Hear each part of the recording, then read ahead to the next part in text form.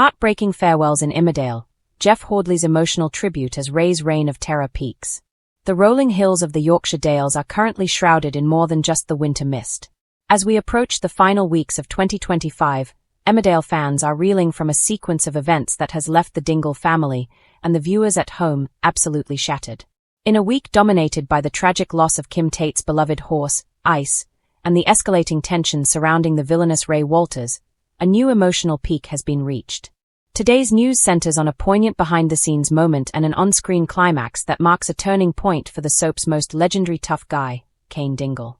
A Dingle legend in Taze, Jeff Hordley's heartfelt goodbye.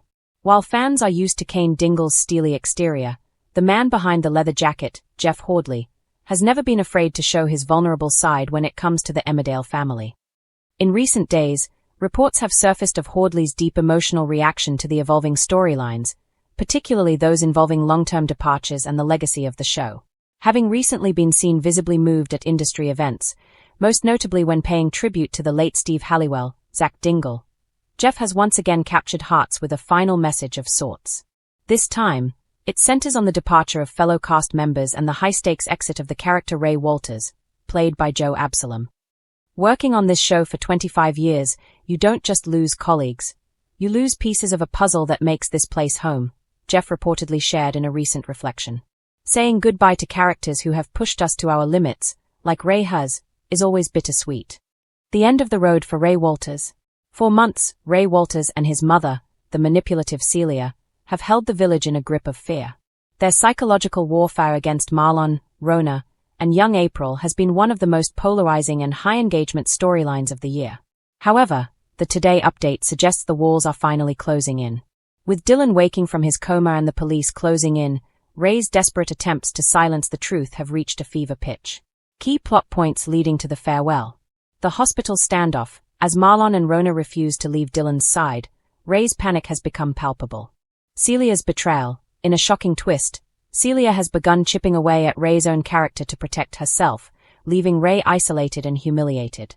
The Corridale connection. With the massive Coronation Street and Emmerdale crossover event, Corridale, scheduled for January 5, 2026, rumors are swirling that Ray's final exit may be tied to the catastrophic vehicle pileup teased in the latest trailers. Why this farewell hits different.